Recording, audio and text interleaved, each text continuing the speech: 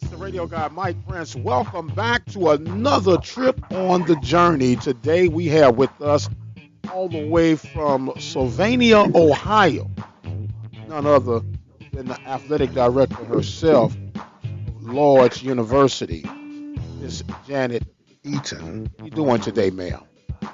I'm good, Mike. How you doing? Well, look, I don't have to tell you, you guys, pilot episode took off. Good to have you back on the journey.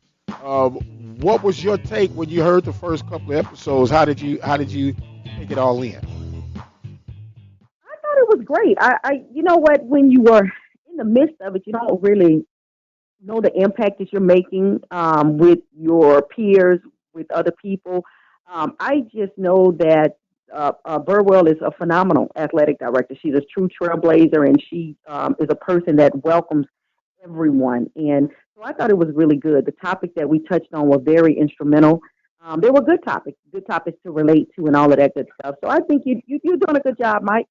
No, you guys are doing a good job. I'm just a moderator. You all, I am woman, hear me roar, and I'm letting Okay. you roar back, baby. You understand the pride of the lion, right? There's the Yes. king of the jungle, but the women are doing all the work. And I'm just gonna Okay. sit back Okay. and say Shekinah glory. Is that all right? In the words of A.D. Rogers, I'm just the belt. I'm just the belt holding it together. So Ah, there yes, you go. Hey, that was epic, wasn't it? He's the yes. pants, but I'm the belt. I'm holding all this here together. So if Um, you all missed that one, y'all need to go back and check out the pilot episode. But look, we got you on, and what I'm mhm, loving about each one of you guys that you bring into the table, of course, you're African American females in the leadership role of athletics, but your expertise, not only are you at a private school, but it's a school based with a heavy religious background, but you have mhm. 24 sports. So, as far as the number of cats that you have to herd, you got a little bit more on the table than some of your counterparts. How do you balance that? Strategically, not being afraid to delegate, not being afraid to make sure that everybody has a voice, and being comfortable, I guess, in my skin, and surrounding yourself by the people that you know are on your same page and on your same team. So for me, I have an inside, I have an associate AD, focuses budget, making sure everybody's accurate with accounts and doing all of that good stuff. I have an assistant to the AD. He deals with all my facilities. We have managed, or we're in four different buildings, four different buildings on campus, and we have off-campus facilities. My bowling alley and tennis off campus, golf is off campus. So to manage and make sure we're all on the same page with the people we partner with, to make sure we're all good there, we're all on the same page with that. And I have an assistant AD. So I have a team of four or five people, and then I can't leave out my faculty athletic rep, is very instrumental in making sure, our eligibility and stuff is good. So it's a matter of surrounding yourself with the right people, that they understand and accept the leadership style, and okay with pushback, because my personality, I welcome the pushback and stuff like that. And so it's just kind of that good stuff, and making sure all coaches are empowered to make some changes or make some moves with the correct understanding that everything is still funneled through the AD's office, but making sure they understand my leadership and my management style. Well, I love that word empowered. That's probably one of my favorite words, especially in this Hmm. 21st century, about being able to empower. And when I'm thinking about the Hmm. empowerment, you have brought a new meaning to large and in charge here in this 21st century as the athletic director. You got all kind of branches that are making up the Lord's athletic department program. So, with Hmm. that being said, I have somewhat of a background when it comes to, I guess, religious organizations and operational deals. Hmm. How awkward, or should I say challenging, was it to get past some of the stigmas that are historically labeled with Christian based higher education? There are certain stigmas and Hmm. stagnants. Hmm. We know Hmm. that you're a single mom. Was that Hmm. a hurdle that you had to get over to land this position that you have at Lord's? No, not with Lourdes, because at that point my son is grown. I'm a single mother, but he's not at home. My son is grown and on his own and doing his thing. Early in my career, I worked at a private Catholic high school, and I had hurdles because being a single parent, I had to write off a written statement that I would not have another child out of wedlock. It's interesting how times have changed and evolved, but for this particular job here, no, I did not. Um, Pretty much was this is a school that's sponsored by the Sisters of the St. Francis, the Franciscan values, and making sure that everyone understands the four pillars and the values that they represent. And with that being said, all employees go through an orientation, and it's a day long orientation, which is really fun. It's exciting and it's interesting, and it talks about St. Francis and how our mascot came about and all these other things came about. So if you open up and learn, it is very interesting, and it helps you understand other. We're all Christians, but it helps you understand their practicing beliefs in the whole 9 yards. So I participate in mass. I am a Christian. I practice the Baptist aspect of Christianity, but I do attend mass. I do partner in some of the functions that they do have here as a Catholic institution. We don't force everyone to act like a Catholic or behave like a Catholic. We are very diverse. So, example for, and I'm probably going all off on a tangent with the question. We have 400 and some athletes. We have 425 out of 425 athletes. I promise you, if we do a religious breakdown, we would have some atheists, Muslims, some non-Christians that are searching and don't, trying to figure it out. We may have some Buddhists. So we are open to allowing everyone to be comfortable in their space. While on this campus and representing Lourdes athletics, we represent who and what they stand for, and that is Franciscan values. Okay, very good. And no, you did not go all off tangent. It was a Okay. detailed answer, for a question. And Hmm. see, Hmm. one thing about it, when people are comfortable in who they are and what they're representing, you can go into detail, and that helps people have a better understanding. Because it says, "In Okay. all thy Okay. getting, do what? Get an understanding." Now, with that Hmm. being said, are there some restrictions for as maybe possibility of is dating frowned upon? How is that as far as the operational status of Lloyd's University? What do you mean when you mean dating? Dating Like for student employees? athletes? No, no, no, no, no, no. I'm not talking Oh, about. okay. I'm not talking about the old folk. I'm talking about the young Oh, folk. oh, oh, okay. No, no, no, no. It's not frowned upon. No, it is not frowned upon. We embrace LGBTQ. We embrace all avenues of life. So no, it is not frowned upon. We want to make sure we are creating an environment that is healthy and safe for all to flourish and shine in whatever capacity they feel they need to and however they want to make a place.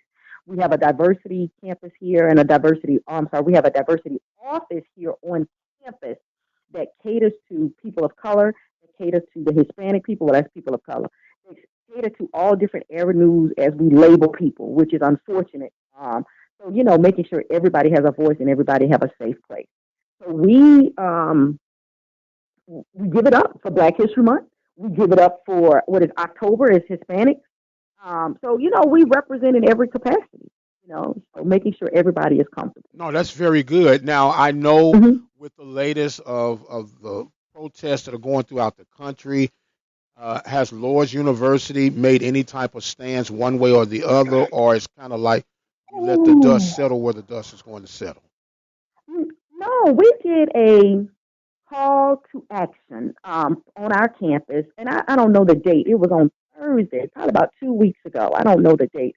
And I had the opportunity to speak, to be one of the speakers, and we had about over 150 people that were in attendance, and we were talking about me personally. I reflected on some of my personal experiences that I had, as it talks about injustice and it talks about the struggles of being a person of color.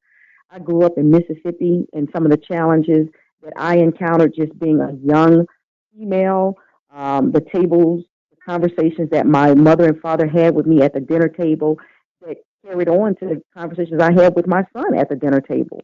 And we're still having those conversations today with our children. And so, no, it was an opportunity for us to make a statement. Um, I work for a wonderful president, Dr. Marianne Gualick. I cannot give enough credit and respect to her. She is a white female, and she made a statement yesterday that she is committed to opening up and educating about um, racism and disparities in life. And as we move forward in this Lourdes community, which is a pillow in Sylvania, we're going to be a force. We're going to talk, and we're going to make sure our students are comfortable, our employees are comfortable, let everybody know that we are not going to be silent. We are definitely going to make a difference and make sure everyone has an opportunity to flourish. And we are moving forward and being serious about making sure voices are heard and making sure students have an opportunity to be able to talk in a place or in a space where they're safe and they know that they are safe. And if we have issues, no matter what category, whether it be race, whether it be discrimination because of their sexual orientation or their religion, that they can come, complain, and action is followed up and due diligence is served. Speaking right now with Janet Eaton of Lourdes University. We're on the journey. And with you stating the fact that you're originally from Mississippi, Mm-hmm. in your own summary, what impact did the Confederate flag have on you one way or the other, being that you're from that state? A lot of people who are not from Mississippi don't get it. Some do get it. Some say it's about heritage. Some say it's not what people are making it out to be. How does that flag impact you as an individual? Growing up, we knew that was a state flag. We definitely knew it was a state flag. I was blessed to be around two. My parents were educated, and two people that made sure I understood history, whether it's Black history, um, Mississippi history, family history. They made sure that we were aware of what was going on around us. So the flag does not symbol anything that's positive. Let me put it like that. So we grew up with it, knew it was there, knew it was the state flag. At this point, I am happy that society has taken the blinders off and that things are changing and making adjustments to right the wrong, if that's such a word, and make some adjustments for. And I don't want to lose history. I get heritage, I get all of that, but I don't want to lose what actually occurred. And for me in my house, you know how they say, me in my house, we will serve the Lord. But for me in my house, as we educate people, you want them to understand what occurred, whether it be with the Civil War and how things transpired. You don't want people to write the story, but write it in a way that it fits them. No, this is what actually happened. This is how we this is what occurred. This is what how we survived, and this is how we moved on. So don't blemish history.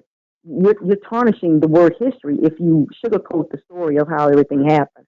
So it is. I'm happy. I'm happy that they are making some changes with the flag, and it's unfortunate that some people don't get it. But that's what makes the world different. Um, so I'm not angry with those who think we're taking away heritage or taking away something that they hold symbolic, but it is a symbol of hate from my point of view. And we have got to do better as a generation, as a race, and as a community of people that claim that we are Christians and love God. Very well stated, ma'am. And like I said, I'm just trying to get you were from Mississippi. I'm from Mm-hmm. Missouri, so Okay. totally Show me state. different. Yeah, to show me. You have to show Mm-hmm. me what you're talking about. And so, Mm-hmm. Mm-hmm. when you get it from someone who's actually been in that driver's seat, it has a Mm-hmm. different impact and a different meaning. It's just Mm-hmm. like I was there for all of my children's birth, but I could still never experience what it is to give birth. Mm-hmm. So Mm-hmm. I will never Right. be able Right. to understand that bonding process of Mm-hmm. delivering a child. So very Right. well stated. We're speaking again with Janet Eaton of Lourdes University. And we're going to, as I say, transition. You have 24 sports. And, Mm-hmm. and I'm pretty sure if you're like me, I Mm-hmm. think I'm pretty on top of my sport game. I think I'm an A guy, right? But you got to admit, 24 sports, some of these sports you probably was like, what? Which ones were those for you, Janet? Esports, Okay. lacrosse, and lacrosse. Um, I have to say, wrestling was challenging. I saw it WWF on TV. Okay, cool. But Total esports, different no wrestling, clue. Janet. Total different wrestling. Yeah, I know. Yep, now I know. Yep, now I know. But definitely did not know much about esports at all. Didn't even know what esports was. Had to Google it, had to figure it out, learned on the fly. Lacrosse, heard of it, never watched it, but learning and going from there. It's cold. Boy, it's cold out here. I can tell you it's cold. Um, Wrestling is different. Been around it, like you said, on TV, but it is definitely different. And then I've been around bowling in the bowling world, but knowing now how they function and how they operate. So we have a variety. I mean, it's different. When I first moved here, I didn't even know what winterizing was. I had to learn a lot. It wasn't even so much about the sport. I'm now. You're talking about a culture shock. This, and I laughed and I embraced it, but I laughed. But when they were like, "Oh, you got to winterize," I'm like, "Well, what is that?" I'm like, "Well, you got to teach me what winterize was." And then I had to learn the difference in the snow. And when they say, "Oh, you could compete in 32-degree weather," I'm like, "Well, who really? Y'all are really running in 32 degrees? Are we really playing in 32 degrees?" So it's like, what? So Yes. my first year was a blast. It was a learning. It was cold, man. It was cold. I had to get. It was a lady, Con Kelly. I'll never bless her heart. She had to take me to the store to get me the right boots because Right. yes, it snows. The feet couldn't get wet, so I had to get the Right. right boots. That I'm standing outside at the lacrosse game, and they had to. I really had to adjust. My wardrobe had to adjust different types of coats and It, different types. it Because ain't when you're about trying to standing look cute. outside, It ain't about trying to look n- cute then. It's no, about it's being not. secure and warm. And and sometimes you can't be in the press box all day. And so when you gotta walk out there and it's 30 degrees and you like, what? It's it was a lot of fun, man. I'm gonna tell you, it was a lot of Right. fun. It was. Uh Like huh. so people who are trying to figure out lacrosse, the best way I can summarize lacrosse is hockey, football, and rugby all in one. All wrapped up Yeah, in one. it's a Men's lacrosse and women's lacrosse, two different sets of rules. The thing about men and women's basketball, they have some similarities, 80, 90% similar. Men and women's lacrosse, 40% similarities. Their rules are different. Their uniforms are different. Men wear masks. Women don't wear masks. Men bump. Well, I'm like, what? I mean, the size of the sticks are different. The whole everything is just different. Different. but Hmm. that would somewhat be your football, even though you don't have football at Lords, That is because correct. Hmm. it's a huge turnout and support up north for lacrosse because it's a Hmm. big It sport. is. It's a big sport. It is a very big sport. Hmm. It's not embraced as much in the southern states, but it's something that you ever get a chance to partake in it. A lot of people are familiar with Jim Brown, who was the Hall of Fame running back, ran at Hmm. Syracuse with the Cleveland Browns. Hmm. He was a huge lacrosse player when he played at Syracuse. So it's a lot, and if you get a chance to, you'll get a chance to get hooked on it. Me growing up in St. Louis, I'm a big hockey fan. I love my Blues, Hmm. and people are like, Hmm. "You a black guy and you like hockey?" I'm like, "Yeah." You know, Yeah. but Yeah. but it's one of them things you gotta taste and see that it's good. Now, here's Right. probably Right. Right. one of the deals that people will take for granted. Oh, you're a Christian-based school, so winning's not important. How off is that? Everybody want to win. I think everybody in athletics is winning. Wants to win.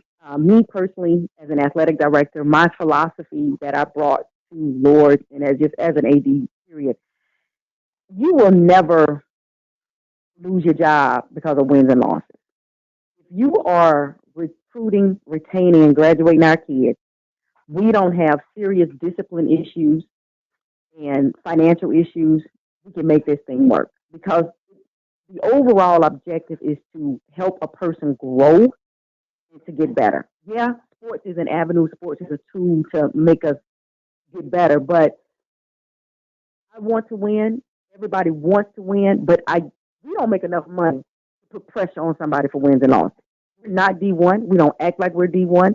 We are NAIA. We love who we are. We have our own identity. Our foundation is this. We don't try to mimic anybody else.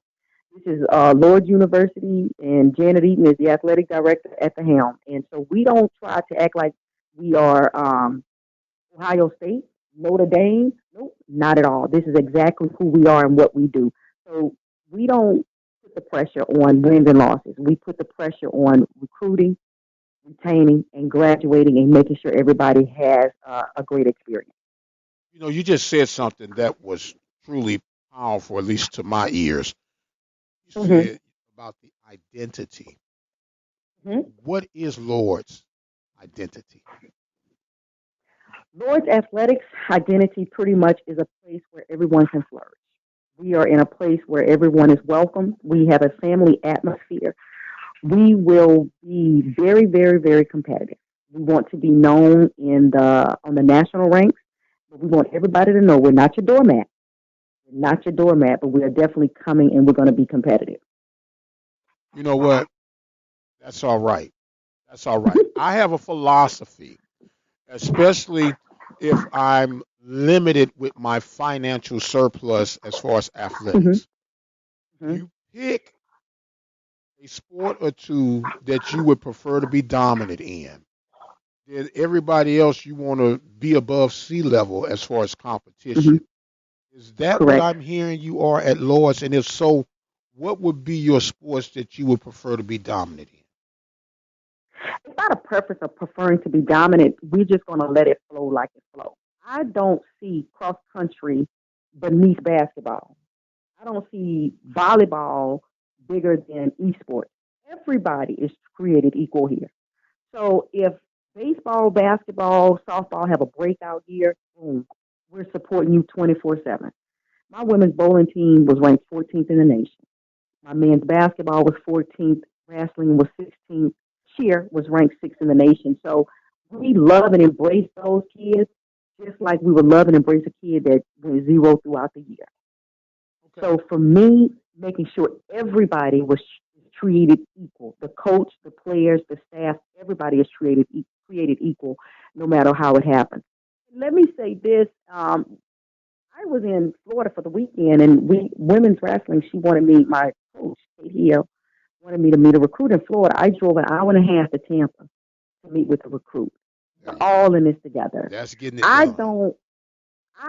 We all in this together. I don't get caught up in my title. I'm not like that. I am tangible. I am reachable. I'm not like that. They still call me Coach Eaton because that's my name. I don't get caught up in titles. What y'all need me to do? I don't have a problem with sweeping the floor. I don't have a problem with working a concession stand. I just want to make sure everybody is successful in their own world.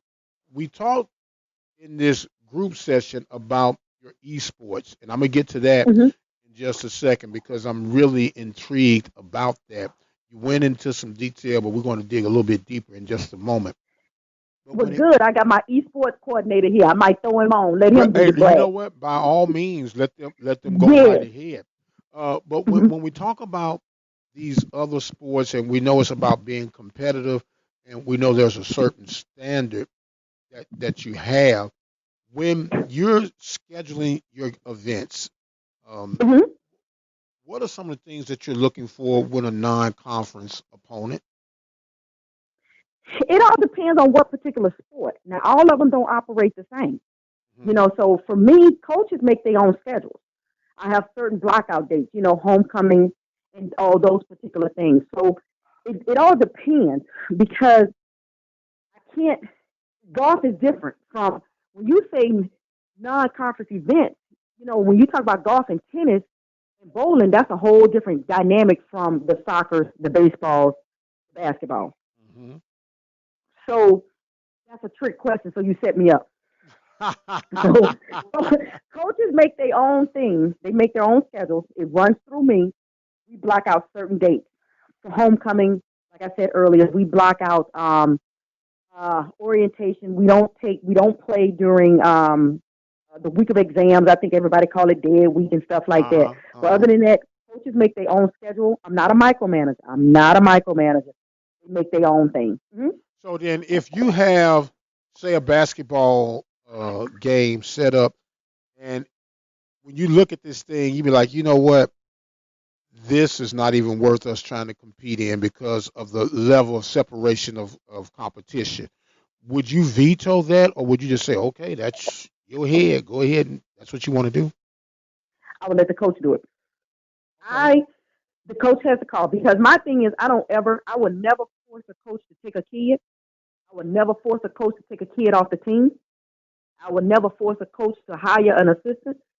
That coach, because when it comes down to it and it don't work, they can never turn around and say, Janet, it's your fault it didn't work. No, it ain't. You made the decision. I'm going to listen. I'm going to listen to the coach. I'm going to give my opinion, and let it go from there.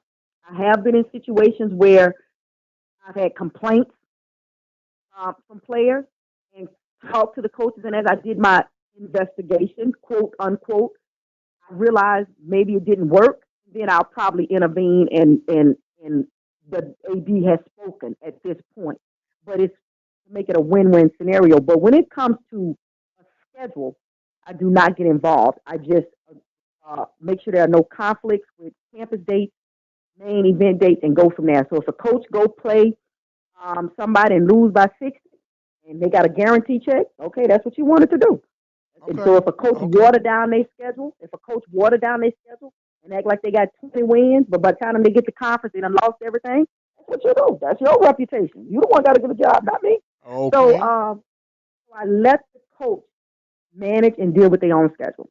Okay. Now, I know this is across the gamut. You'll get a parent who thinks little Sally or little Johnny is better than what they actually are, and they want to complain that they're not getting enough time. And how do you deal with that? I don't deal with playing time. That's a coach's error. My job as an AD to manage and oversee. If there is a discrepancy, or if there is a child an athlete feels like they have been wrongly treated against based off of behavior, based off of scholarship funds, or the coach misled them in a way, I will address that. But when it comes to playing, who the coach puts on the floor, I don't get involved in that. Well, that's why I don't coach anymore, Coach. That's exactly why I don't coach. Well, little Charlie was the number one team player in Little League, and he was runner up in high school, and why is he not starting here? You guys have only won so many games. Well, little Charlie is not that good. Okay. And if I tell you that, then they're gonna call you to talk to me in the office, and I'm gonna be like, "Well, Coach, Charlie's not that good." And if I had Rex the dog, I would put him in place of Charlie. That's how bad Charlie is. But then they say I demand him to get more playing time. Well, go buy him a video game. I don't know what to tell. No, Again, it's that empowerment part. I'm not that micromanager. That's the coach's world. I do not. I observe from afar. But other than that, no. I am not calling the shots on who should play. No. We're talking with Coach Janet Eaton of Lourdes University. Now, I want to get back to this esports thing. It is the hottest thing sweeping the country right now. Esports is hot, and let me tell you how savvy I am. I'm going to turn it over to my esports coordinator, Lamar Daniels. So you can ask him all the hard questions. My job was to hire the right person. That's what I did. His name is Lamar Daniels. Okay. Hello, Mike. How you doing? I'm doing fine, Lamar. She put you on the hot seat, man. So yeah, she did. She did a little bit. Well, now did she say Lamar Daniels? Yes. Okay, Daniels, I just want to make sure I had that correct. Now, Lamar, you're the esports guy. Yes, I am. Let me introduce you. You sound like a young man, Lamar. How old are you, Lamar? I am a ripe old age of 27. Oh my goodness, I got habits that old, son. Let me tell you something. You ever heard of the game Atari? Yeah, I've heard of Atari. Yeah, Okay, yeah. well, look, Yep. I'm trying to bring you up to speed. Atari was one button, right? And Uh-huh. and then they graduated to the Nintendos with the two buttons, and then Sega Mm-hmm. Genesis was on top of the Yep. world with the threes. Then you had your PS systems, your Xbox systems, and Mm-hmm. the only reason that I even picked up a system was for the sports. Okay, Okay. Yeah, and I yeah. know you all at a Christian-based school, but I gambled on Madden, Lamar. I gambled on Madden. Oh, okay. Okay, rent money and grocery money off of Madden. uh, Okay, uh-huh. where was this esports stuff when I was in school? Uh, you know, over time, you just need things to evolve and the system to kind of grow. I Well, mean, e- esports was kind of got big in the early 2000s, but it really didn't reach the collegiate side until 2014, 2015. right. They used to tell me I was burning up brain cells playing them video games. And now it has become not only a big competition deal, but there's a nice little money machine behind this thing right now. And Yeah, yeah. can you even pinpoint? I know you said the early 2000s. How did this thing take off? And what was the magic point that they said we got something here? Gotcha. I so esports really kind of grew. I think one of the main games that kind of propelled it was this game called StarCraft and StarCraft 2. It really got big over in Korea, and then it made its way over here to America. Um, it's it's interesting to see like kind of what actually happened. Like the first recorded esports competition that we know of was back in the 80s, like 1986, I believe, in Stanford. And I think they played the game Galactica, and whoever won got a prize at the end. Hmm. And so it was around a lot earlier than people expected. But it really blew up with that game StarCraft, and then when League of Legends became big, it got started in 2009 and they started doing world championships in 2011. I think that's when we started to kind of see. I think at the end of the day, um, it's whether it's a game like League of Legends or StarCraft or a um, Call of Duty or a Halo. At the end of the day, people love to compete against each other. I think that's just what it boils down to. We just, as human beings, I think, love to compete against each other. And so when people find something they like to do, whether it's football, whether it's basketball, whether it's video games, they like to see, hey, am I better than you or not? You used to always grow up playing against your friends, and now this kind of grew it on a bigger scale. One way I always describe it to people is that when you do something you love, you always love to see who can do it better than you. And you always Right, like to right, watch right. people who can do it at the highest level, right? That's why we love watching LeBron. That's why we love watching Drew Brees. You like to watch those who can excel at something. And to me, video games is no different. A lot safer. Yeah, exactly. Now, there are certain moving parts, and we know a lot of these things are they done basically online for the most part, or they're in person like tournament event settings. How does this set up? It's a little bit of both. Most of it will be online, yes. But for most, whether it's a large tournament, whether it's the finals of a competition, the semifinals, usually for any long-standing tournament, your finals and semifinals will be in person. Or if it's just like one big off tournament, it'll be in person. But most of the competitions are done online. Yeah. We have a nice arena here on campus, and we as a team come together here, and then we'll compete against schools all over the country from right here in our arena here at Lourdes. Man, I like to think that I just didn't stick with it long enough because we used to hold Madden tournaments at the community center, and we would Mm. go and get the big screen television. That was where the Yeah, championship game would be played on. And then you had a yeah. bunch of other small televisions, and you did it by competition levels. And it was really a big thing. Man, I should have stuck with that thing. I might have a little change in my pocket right now. But I mean, possibly, yeah. yeah, now when we talk about structuring this thing, we know that all internet is not created equal, and because it's not created equal, um, uh, we know that the importance of having a good IT department. And what are some of the must-haves in order to compete with effectiveness when it comes to this esports? What I will say is mainly, obviously, you want to have a great internet service provider, but what's even more important is what you have in your PCs, actually, like in your computer, because that's legitimately what you are competing on. So making sure that your specs that are in the computer, whether it's the processor you have, whether it's the graphics card you have, whether it's the amount of RAM, whether it's the monitor, and if your monitor has good enough graphics in itself. Those are very much important. Yes, not all internet is created equal, but at some point, the difference between different ISPs becomes negligible. And also, at some point, you don't even have an option about who you can have. For example, Northwest Ohio area is very much dominated by Buckeye Cable, and they run basically the entire greater Toledo area. And for a lot of places, you don't have a choice besides them.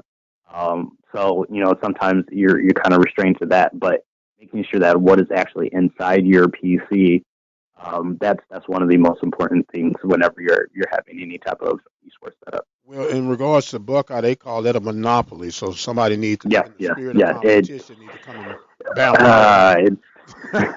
We've been hoping for that for a few years. Boy, over look here. like I touched a sore wound just then, huh? I'm still sitting right here, Mike. I'm still sitting right here. Oh, I got you. I'm getting right back to you. Now, look, you didn't look. This is going to be an extremely unique show today, but that's okay. We're going to make sure it works out.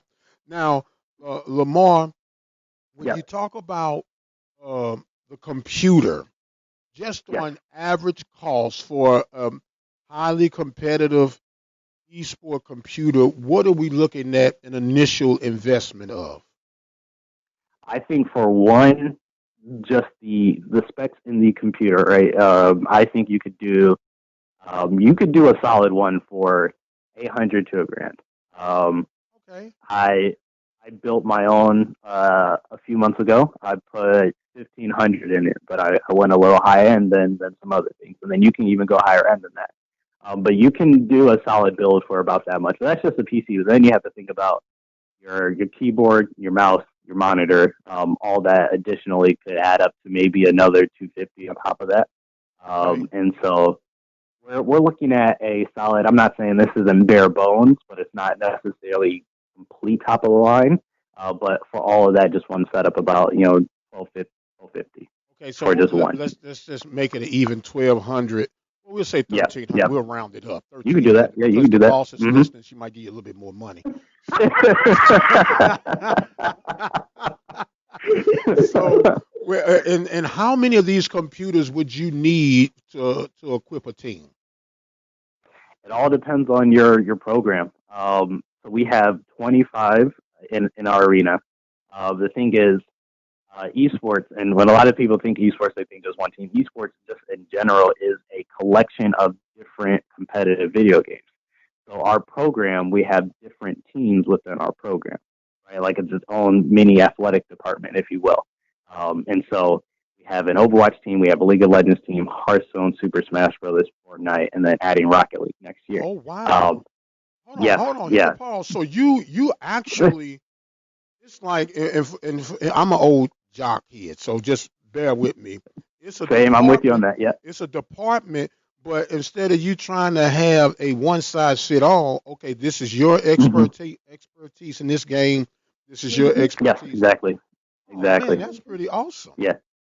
Yeah, just like any of the traditional sport players we have on campus, basketball, soccer, baseball, like just how they've worked for years at their games, the same way with my players. Okay. So do you guys have uniforms that you wear to competition? Yeah, so we get jerseys and everything, especially it's big if we travel. Also, sometimes we'll come and take pictures if we're competing, right? Oh, you guys have jerseys? Yes, we have jerseys. With like numbers? We don't have numbers on ours. Some schools decide to. We don't have numbers on ours. What is big in esports, though, is making sure everybody has their in-game name. And so it's important for whatever name that you have in game that goes on the back of your jersey. That is an esports staple, no matter what the program is. Okay. Well, see, I would think, I'm old. I'm old. You 20. I've been married 30 years, so that's how old I am. Oh, wow. Yeah. Oh, wow, Congratulations. was right. Yeah. Congratulations to her because she had to put up with me. So, but when you talk about, I'm thinking like a nice polo shirt. You know what I mean?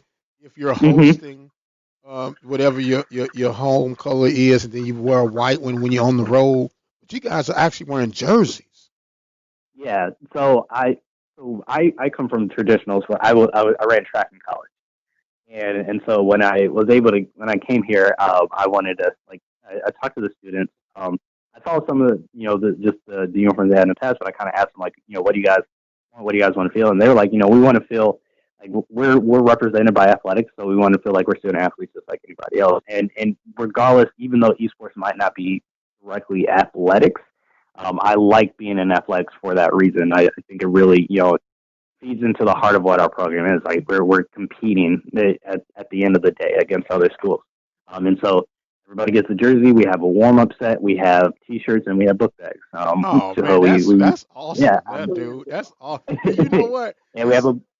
Go ahead. I didn't mean I'm getting you got me hyped Oh up, no, man. and I Go was ahead. and I was and I was saying, and I have a good boss that allows me to provide that for my team, and they feel just like every other sport on campus. They are athletes on campus, and I love it because I believe they truly are. We work just as hard as And, anybody and, else and does. the Yeah, thing about it, esports, you could go up against Notre Dame and beat the brakes off yeah, of them. yep. Beat the brakes hmm off of them. Maybe like Lourdes University upsets Notre Yeah, Dame. Maybe like what? yeah, yeah. Esports breakthrough. Man, see that's pretty good. You know what, Daniels, we're gonna have to have you back on the show, man, with your own exclusive if you don't mind. I would love to if my boss gives me I was gonna say the you go ask the ahead. boss if I she will. gives you the permission to do Yeah, that if she because gives we me don't the want to permission, get I'd you in love to. Yeah. trouble. Because she's giving you $1,300 a computer, so we want to make sure. I definitely would love to. Yeah, Yes. well, before we get you off of here, man, how did you get into Okay. this? How did you get into it? That's an interesting question. I was, like I said, I was a traditional sport athlete. I went to a small school out in D.C., Washington Adventist University, NAI level school. Went out there for track, ended up playing volleyball, walking onto the volleyball team, and they had an acrobatics program there. So I got involved in sports. I thought I wanted to be a lawyer. Then I realized that I hated writing, and being a lawyer isn't what you see on TV. And so I tried to figure out what exactly I wanted to do, and I realized like I loved sports. I was either competing or working in our athletics department. So I planned on going to grad school to get my MBA and then my Master's of Sports Administration. Um, got into the program I wanted to at a high university. In between getting there, they had me do an internship for a year. This is when a game called Overwatch came out, and I'd always loved video games. I always loved competing in whatever it was, and Overwatch was kind of like the perfect mix between the two. I'll go into full details. It's a little difficult to explain, but it's a first person type game where it's 6 on 6, and you have your role that you work on, and you compete against the other team that has their own team of 6. And so I thought it was just a cool game, and then I heard about the Overwatch World Cup. And that was just like, okay, so this is a lot bigger than I expected. And from then on, I was hooked. I really just started researching esports as much as I could. I got to grad school, and any project I had, I found a way of tying it into esports. And it really just, kind of sucked me in. When I was at grad school, I knew I wanted to do, I wanted to either coach. At that time, I had coached track and volleyball at the high school and collegiate level. I wanted to work in student athlete development. And then esports came along, and so it was just like, I couldn't decide which one I wanted to do. It was like one of the three paths. So I ended up finding a job that lets me do all three. I was going to say And I love what beauty I about do. being Yeah. on the NAI Yep. level, you get to touch all of them. Yes. And Exactly. because of you got to maximize the potentials that you have amongst you. So, man, that's pretty awesome, Yep. man. Then my last question for you Yes. on Yep. the from ground zero. I'm in hmm Prairie View, Texas, Okay. and I want to start Like Prairie View A&M. Prairie View A&M, baby, home of the mighty Panthers, where we produce productive people. 1876, the university sits on top of the hill. Gotcha. Class of 93. Oh, congrats! What were you doing in 93? What were you doing in 93? I was born in '93. So, boy, looky here. While you walking around in droopy diapers, I was running across the Prairie View campus. How about that? Just let me know I'm old, right? But anyway, from ground zero on the bare minimum to over the top budget, what would it take to start an esports program? Oh, entire budget wise. To be fair, I got here 3 years into the program, so I wasn't here when the program was at ground I know zero. the boss is looking at you, man, but answer the question. Answer the question. How much would it take to start a program, like from ground zero? The startup for the room was $300K, $300,000 just to build the arena. Yes, there you go. Mm-hmm. 300K just for the. So once again, from the computers, the space needed on the low scale, then what would be considered over the top scale price range? If we're thinking just what you outfit the arena, and I'm not thinking scholarships or what you're going to pay staff or anything like that, I could say, I mean, we got a lot of the higher end stuff. I could say you could reach to 400K. That would probably be like the high scale. The high scale. Now I couldn't show up with a XP 95 edition of Windows. Absolutely not. Absolutely not. With an old laptop that's about 3 inches thick. Talking about let's compete. Right? Absolutely not. No. There are some games that you don't need as big graphic quality on. Things like League of Legends.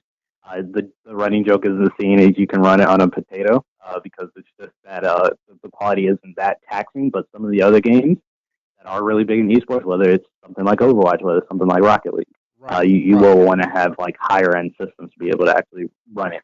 And then even on top of that, to be able to stream it, right? So like if you have a team, you're going to have people on campus that want to watch. The parents are going to want to watch. If you don't have a good enough system, then you won't be able to play and also stream that content onto the internet for people to be able to watch. And that ruins your credibility and reputation. And exactly. That you went from beast mode to suck mode. I understand, sir. Yeah. And look, you have been awesome. We're going to make sure that we get you back on board, man, because I'd love to. I got a little geek in me you can probably hear. But you keep waking up, you're going to be a geeky old man one day too, man. Appreciate you very much. We're going to close out with the boss lady. But, man, you were awesome, and thanks for the insight. All right. Yeah, no problem. Thanks for your time. Here you go. You're welcome. Thank you. Hey, Mike. Yes, man. Look, that was the bonus inside the bonus. Lamar Daniels talking about esports from Lourdes University. Now, look, Coach, you've been a great sport at this, and I know your time is of value. I want you to let folk know about the day-to-day operations, 24 sports with the esports within the whole world. We're going to have to call esports just the mothership. Because I know you got your lacrosse and you got your all your other stuff, but it's about the esports right about now. So it's about managing and dealing with people. You got 450 student athletes. Do you ever pinch yourself sometimes and say, "Wow, I can't believe I'm over all this"? Not really. I love my job and I love what I do. So no, not really. I feel like I'm been blessed and I don't take it for granted. I thank God for giving me the opportunity to do what I do because I don't feel like I come to work every day.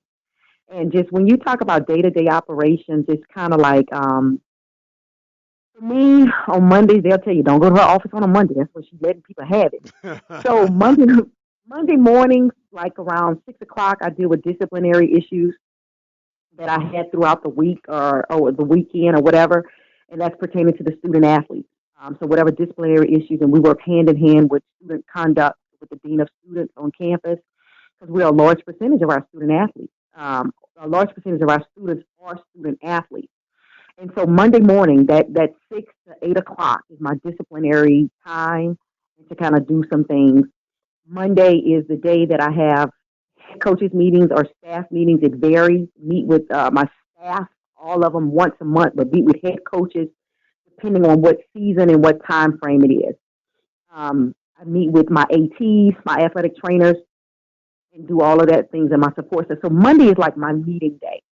For me, I am on cabinet. I answer directly to the president. So Tuesday is executive administrative. I'm with my president all morning and kind of doing some of those things. And honestly, on Tuesday, I step back. I breathe and I do me.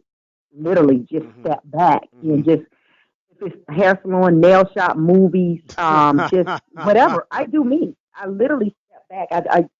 Tuesdays are kind of like reserved for backup in case something goes wrong. But other than that, I don't do much on a Tuesday other than whatever my president has designed. Right. And so Wednesday, Thursday, Friday, Saturday, game day mode, making sure we're set and ready to go and whatever else comes through the day, whether it be dealing with something in the conference. Because I manage, not manage, we're in 3 different conferences. We're in the WAC, we're in the Great Lakes, we're in the South, wherever my wrestling is. So, we're all over the place. So trying to be abreast and make sure I am knowledgeable of what's going on, you kind of do those things. So it's 24/7. It doesn't stop. For me, I'm not a workaholic. I am not. I work hard at what I do, but I'm not a workaholic. And I think that is a big difference. I do take time for myself. I take time for my family, and I encourage my coaches to do the same. You have to unplug. You're not going to make it, and you're not going to survive. And so that's just it, Okay, that's very well stated too, because it's a lot of truth to it. You gotta detox from time to time. Now, I was chuckling when they said, "Man, don't go in her office on Mondays. She's gonna let you have it." Don't go in there on Monday. She ain't playing with y'all. Do you find it unfair that, let's just say I'm an AD, you're an AD, and if I'm chewing people out on Mondays, AD Prince, man, he's a strong, firm leader, and he lets you have it. He gonna tell you what's right, gonna tell you what's wrong. But then if AD Eaton does it, she's a diva. You think that's fair? I don't think they use the word diva. You might change that D to a B. Yeah, This is family programming. No, this is family programming. Yeah. No, it's not fair. And it's not fair. It is when you walk into a room, and it's a book called The Crooked Room. I don't know the name of the author, but it is a book called The Crooked Room. The room isn't upright for us. Us meaning women of color. Us meaning women, period. No. Even in the coaching arena, when I coach, a man can stomp his feet, talk crazy to a player, the whole 9 yards. The minute a woman get up and stomp her feet, to sit down somewhere. So, yeah, for me, they were like, "Oh, she in a bad mood today." No, I'm not in a bad mood. You didn't adhere to the deadline. So don't turn your issues around and make it my problem. I tell my staff on a regular, your lack of urgency is not my emergency. I have laid out time frames and guidelines. Every first of the month, you have to get your PRF in. If it's on the 6th, I'm not signing it. If it's on the 8th, I'm not signing it. You have to turn your travel in 48 hours in advance. If you don't do it, somebody ain't going, and somebody's going to be mad. Did I have coaches that did not adjust or did not understand I was a stickler for rules? Yes, I did. And I dealt and reprimanded those coaches in a way to help them grow, not in a way to make them feel intimidated or afraid. So it is critical to lay the foundation and to make sure they understand I am serious. And it was one of my coaches that said it the best. Coach Eaton has personality. She's not playful. Oh yeah. And I don't, I have a personality, but I'm not playing. When I make a statement, that is the statement I made. And I will give you warning after warning, but I'm not afraid to write you up and let's go ahead and let's go to HR. Let's get this thing solved. Right. You just spoke to Lamar Daniels, brilliant young man, outstanding coach, rookie into the profession. My job is to shape him and to mold him and get him to the same way. I have a coach that's 72 years old. Look at the difference in the age category. Mm-hmm.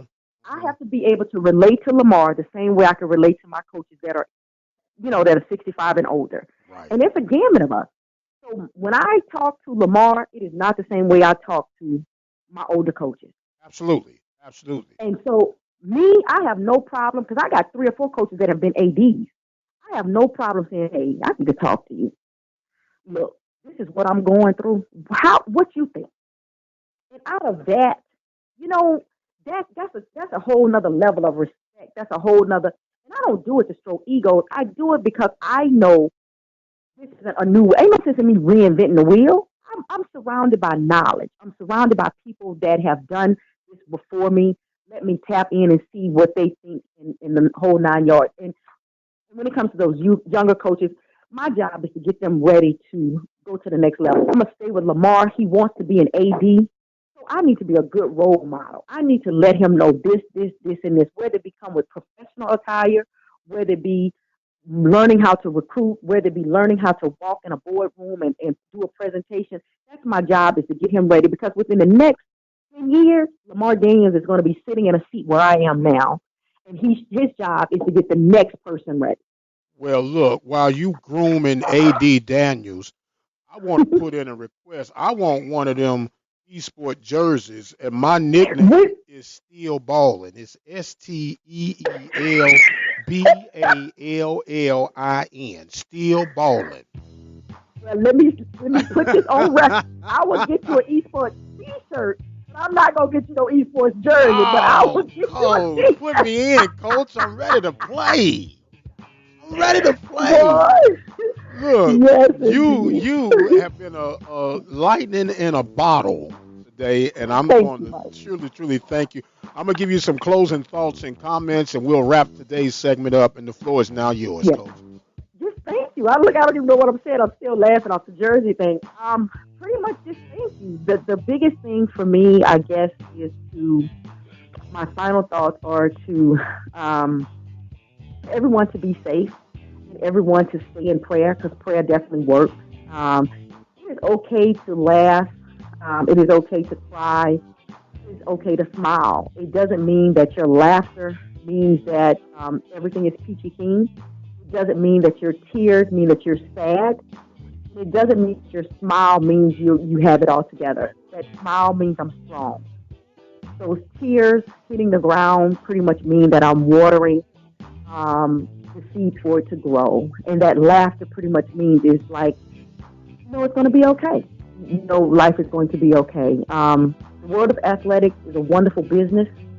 I encourage anyone that is interested in growing and want to be in the world of athletics to get out there and do it. I love what I do. I'm a girl from a small town east of Butcher, Mississippi. My mother and father told me I could do anything I wanted to do, and now I'm the athletic director in Sylvania, Ohio. I don't take it for granted. I love every bit of it, and I'm just grateful. I'm grateful. In translation, God is good. All the time. And all the time, God is good. She is Janet Eaton, Lourdes University Athletic Director in Sylvania, Ohio. Didn't even know there was a Sylvania, Ohio. Yeah. And she said all things good happen in Toledo, but we'll leave that one for another day. We also want to thank Lamar Daniels, who had a cameo with us on today. I want to thank you, the listeners, for joining in with us. Don't forget our social media handles for Instagram, Facebook, and Twitter are all at The Mike Prince Show. This is going to bring us to the conclusion of another trip on the journey. But until the next time, I am the radio guy, Dr. Mike Prince. As always, you guys be blessed. We'll see you on the other side.